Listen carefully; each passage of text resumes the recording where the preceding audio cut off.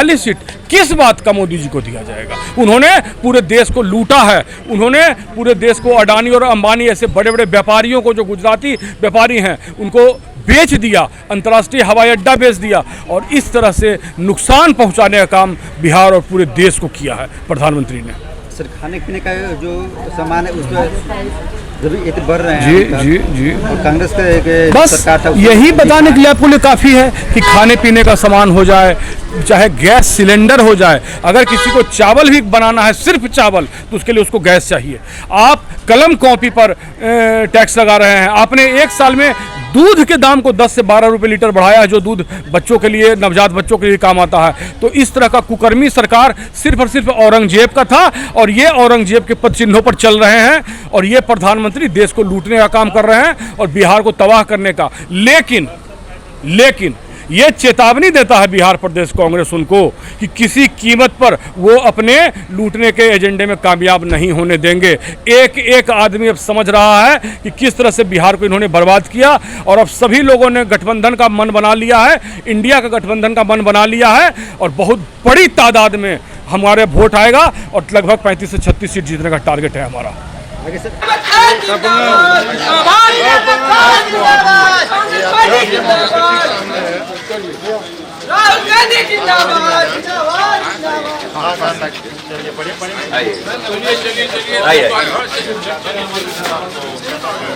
में लंबा चौड़ा भाषण कर लिया है, मैं वक्त नहीं बर्बाद करूंगा। लोगों को भूख भी लगी है और काफी लोग हैं बोलने वाले। मीरा जी वहां नहीं थी, हम सबके लिए सम्मान और गर्व की बात है, और जावेद बाबू की यह खुशकिस्मती है कि मीरा जी इस प्रोग्राम में शामिल हुई है, अभिजीत अंशु जी है, और मैं मुबारकबाद देता हूँ जावेद साहब को और अध्यक्ष जी को भी धन्यवाद देता हूँ कि सदाकत आश्रम में भी एक अच्छा प्रोग्राम जावेद बाबू के सम्मान में हुआ है।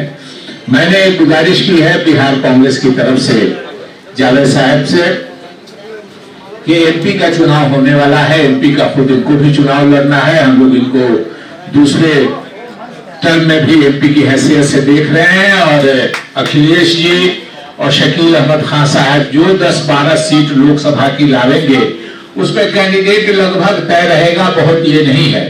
मगर उसके बाद लगभग 1.5 साल के बाद बिहार विधानसभा का चुनाव होगा। मैं जावेद बाबू से आग्रह करना चाहता हूं कि अल्लाह करे आप दोबारा एमपी हो जाइए, और इलेक्शन कमेटी के मेंबर की हैसियत से दूसरे राज्यों को दूसरे लोग मिल जाएंगे, लेकिन ये बिहार के कांग्रेसियों की खुशकिस्मती है कि आप उनको सीईसी के मेंबर के रूप की हैसियत से मिले हैं, कि आप जब इलेक्शन के बाद अपने एमएलए के चुनाव के पहले जब बिहार का दौरा करेंगे, तो जिस जिले में भी जाएंगे आपको पता चल जाएगा कि 2 सीट, 4 सीट, 5 सीट, 1 सीट कौन उम्मीदवार कैसा है। तो जब आप सेंट्रल इलेक्शन कमेटी में बैठेंगे, एमएलए का भी फैसला सेंट्रल इलेक्शन कमेटी से होता है, तो हमारा बिहार का एक नुमाइंदा होगा वहां, जो जाहिर है कि अध्यक्ष जी और सीएलपी के लीडर और जो महासचिव रहते हैं वो रहते हैं, लेकिन ये लोग पद की हैसियत से रहते हैं। मैंने वहां सदाकत आश्रम में भी कहा कि मैं अध्यक्ष की हैसियत से, इंचार्ज की हैसियत से, जनरल सेक्रेटरी की हैसियत से कई सीईसी में बैठा हूं, लेकिन सीईसी के मेंबर की हैसियत से जावेद बाबू बैठेंगे, और नजदीक से बिहार के लोगों का यह सौभाग्य होगा कि उन सीटों के बारे में इनकी अपनी राय होगी। लोग भी सीईसी में लोग भी आपसे एक्सपेक्ट करेंगे जावेद बाबू कि और आप देश भर के मेंबर होंगे, देश भर की बात कीजिए, मगर यकीनी बिहार में आपको डिटेल जानकारी होगी। ये पूरे देश के सीईसी के मेंबर ये उम्मीद करेंगे आपसे एक्सपर्ट ओपिनियन लेंगे। इसलिए एक बार फिर आपको मुबारकबाद देते हुए बिहार कांग्रेस के लोगों को मैं मुबारकबाद देता हूं कि सीईसी में सिर्फ उनका एक नुमाइंदा, एक बड़े बिहार का रिप्रेजेंटेटिव वहां बैठेगा, तो ये हम सब के लिए सम्मान और गर्व की बात है। मैं इन्हीं बातों के साथ मैं आया था। इसके पहले जावेद जी ने एक बार और यहाँ बुलाया था। हम में से ज्यादातर लोग चुनाव हार के आए थे यहाँ, मैं भी लगा था, मैं भी हार के आया था चुनाव। उस वक्त एक जावेद बाबू जीते थे, तो थोड़ा इनके लिए खुशी था, लेकिन सबके अपने अपने लिए थोड़ा सा मन में था कि हम नहीं सफल हो पाए। लेकिन आज आपके इस मनोनयन से सारी कांग्रेस पार्टी बिहार की उत्साहित है कि उसको सीईसी में अपना एक प्रतिनिधि मिला है। मैं फिर से आपको मुबारकबाद देते हुए और भविष्य की मुस्तकबिल की आपको नेक ख्वाहिशात देते हुए अपनी बात खत्म करता हूँ। बहुत बहुत धन्यवाद। जय हिंद। किशनगंज के लोकप्रिय और कर्मठ सांसद के इस अभिनंदन समारोह सह भोज कार्यक्रम में आई हुई सीडब्ल्यूसी की मेंबर,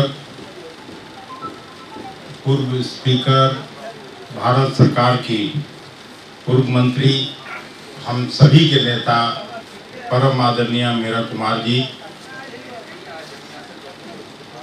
बिहार विधानमंडल दल के नेता आदरणीय शकील खान साहब, भारत सरकार के पूर्व मंत्री और अखिल भारतीय कांग्रेस कमेटी के कई राज्यों के महामंत्री रहे आदरणीय डॉक्टर शकील अहमद साहब, बिहार विधान परिषद में कांग्रेस के नेता और पूर्व कांग्रेस अध्यक्ष हम लोगों के बड़े भाई आदरणीय मदन मोहन झा साहब, बिहार सरकार के लोकप्रिय और कर्मठ मंत्री मुरारी बाबू, विश्वविद्यालय के दिनों के हमारे मित्र बिहार विधान परिषद के सम्मानित सदस्य डॉक्टर समीर कुमार सिंह जी, बिहार सरकार के पूर्व मंत्री अवधेश बाबू, अखिल भारतीय कांग्रेस कमेटी के प्रवक्ता और स्वर्गीय जगजीवन बाबू के नाती और हम लोगों की नेता मीरा कुमार जी के सुपुत्र अंशुल अभिजीत जी, सम्मानित विधायक साथीगण और इस सभागार में उपस्थित कांग्रेस के सभी प्रबुद्ध अभिभावकों, नौजवान मित्रों, देवियों एवं सज्जनों, मैं नाम छोड़ दिया महिला कांग्रेस की अध्यक्ष का, मैं क्षमा मांगता हूं, और आदरणीय नूतन पांडे जी का, जो स्वर्गीय केदार पांडे जी की बहू हैं, और स्वर्गीय मनोज पांडे जी जो लोकसभा के सदस्य रहे, उनकी धर्मपत्नी। उपस्थित सभी साथियों, हम लोगों ने विस्तार से भाषण किया था सदाकत आश्रम में। मैं फिर से उपस्थित सभी कांग्रेस कर्मियों की तरफ से जावेद भाई को हृदय से शुभकामनाएं और बधाइयां देना चाहता हूं कि इन्होंने हम सभी बिहार के कांग्रेस जनों का मान सम्मान और गरिमा बढ़ाने का काम किया है। और बिहार कांग्रेस को अपेक्षा है कि सीईसी के मेंबर रहते हुए जो सही कार्यकर्ता हैं, जो सही कांग्रेसी हैं, उनको टिकट दिलाने में इनकी सार्थक भूमिका होगी। और हम लोगों का हैसियत तो ऐसे भी बढ़ गया है बिहार के अध्यक्ष होने के नाते, और हम सभी साथियों का जो यहाँ बैठे हैं हम लोग, कि देश भर में कहीं भी चुनाव आएगा, जावेद जी उस सीईसी के मेंबर हैं, तो हम लोगों के पास भी पहली सिफारिश तो आएगा ही, घर में मिठाइयाँ तो आएंगी ही कि भाई चलिए जावेद जी को कह दीजिए। तो हम सभी इस निर्णय से प्रसन्न हैं और बिहार कांग्रेस की तरफ से हम धन्यवाद देना चाहते हैं कांग्रेस आला कमान में श्रीमती सोनिया गांधी जी को, हम लोगों के सर्वमान्य नेता राहुल गांधी जी को, और कांग्रेस प्रेसिडेंट आदरणीय मल्लिकार्जुन खड़गे साहब को, कि आप बहुत दिनों के बाद कम से कम बिहार से भी सेंट्रल इलेक्शन कमेटी में एक प्रतिनिधित्व जावेद साहब के रूप में दिया है। मैं आशा करता हूं कि जिस तरह से बिहार कांग्रेस में सभी कार्यकर्ता, सभी नेता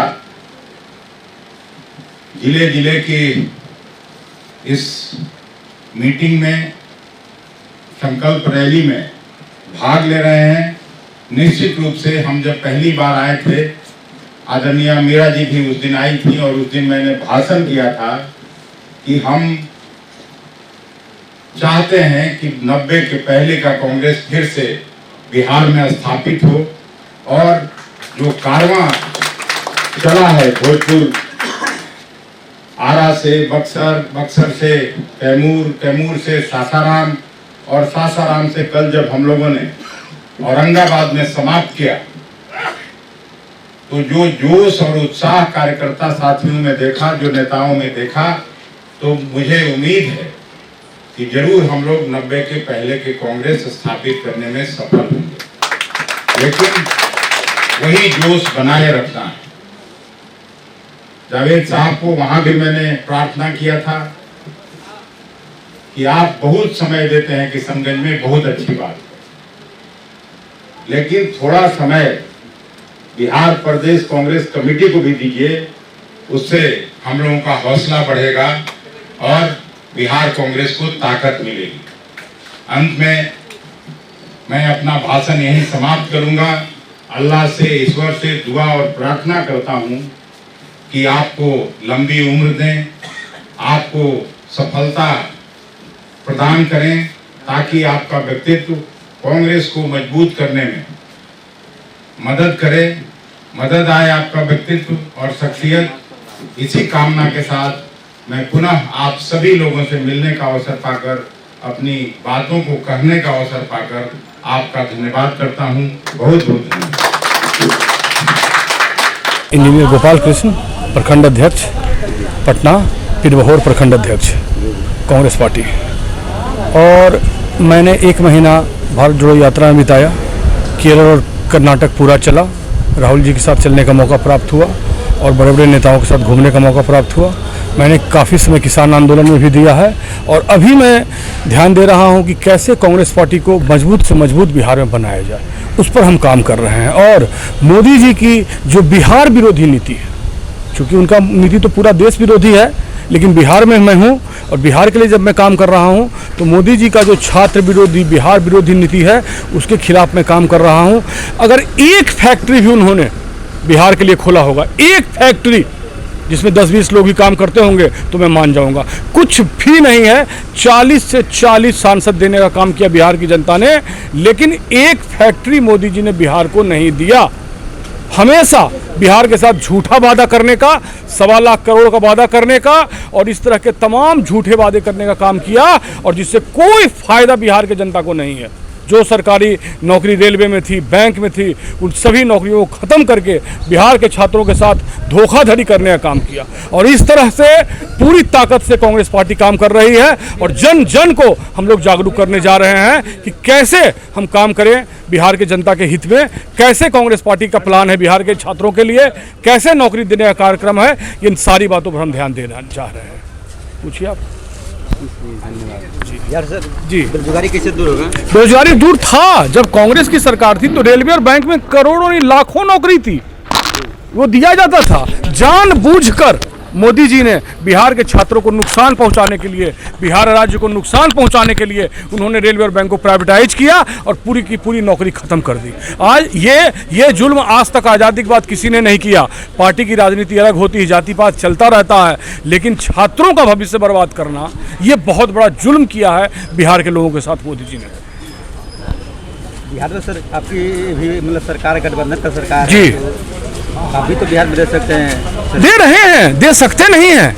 बहुत बड़ी तादाद में टीचर की नौकरी, सिपाही की नौकरी, दरोगा की नौकरी और इस तरह के कई बड़े बड़े नौकरी निकाले जा रहे हैं, दे रहे हैं हम लोग। ठीक है सर।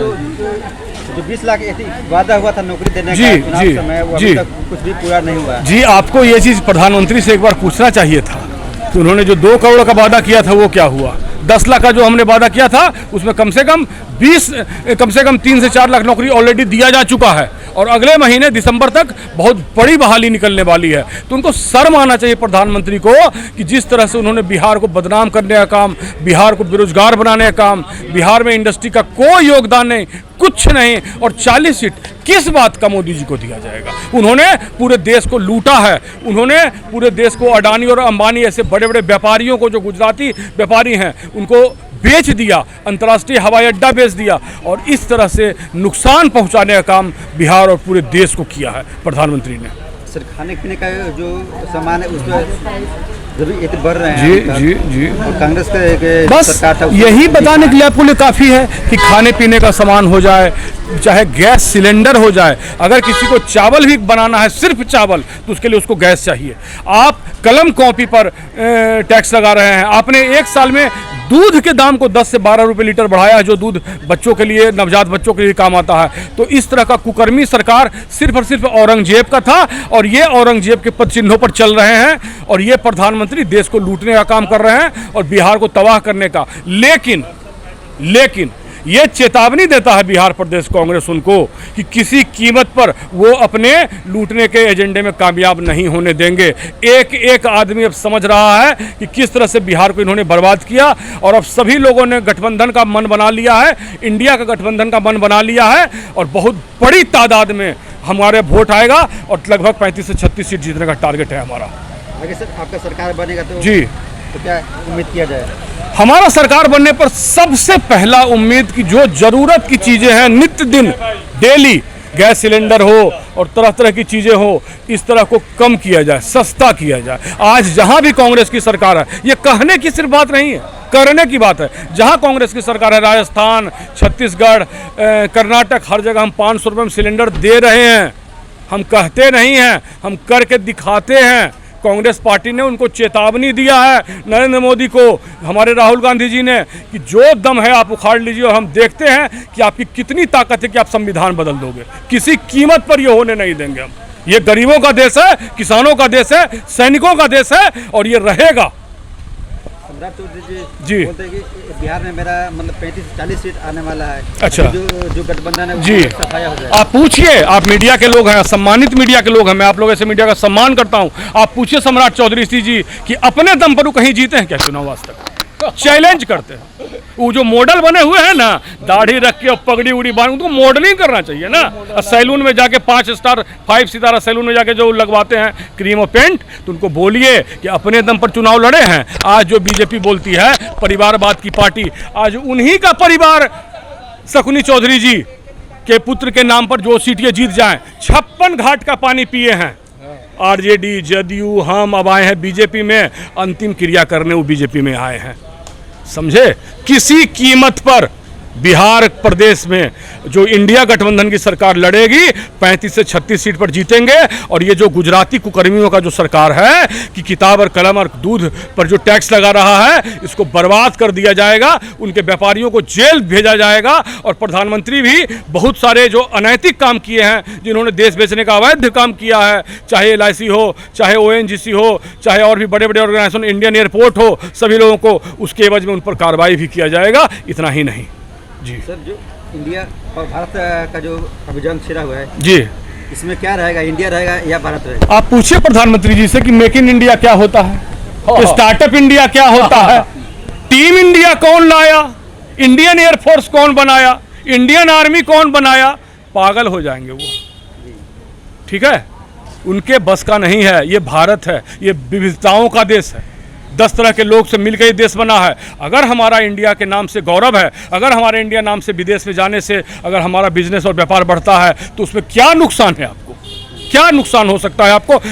ये चीज़ जब इंडिया गठबंधन रखा तो हमने साबित किया कि हम देश के लिए काम करेंगे। आपको नाम रखने से हमने नहीं रोका है, आपको जो मन में आए नाम रखिए।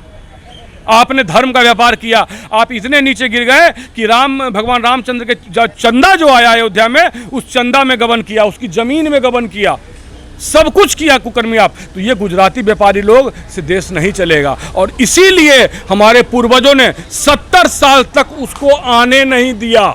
ये जब से कुछ ऐसे मीडिया जो पैसा पर अपना ईमान बदले, आप लोग ऐसे मीडिया का मैं सम्मान करता हूं जो हमें बात रखने का मौका दे रहा है, लेकिन ऐसी मीडिया जिन्होंने अपना ईमान और धर्म बेचकर इस देश के साथ गद्दारी करने का जुर्म किया, उसीलिए ये आ गए। और इस बार जो जाएंगे तो फिर अगला 70 साल तक नहीं दिखेंगे इस देश में। जी, बहुत बहुत धन्यवाद।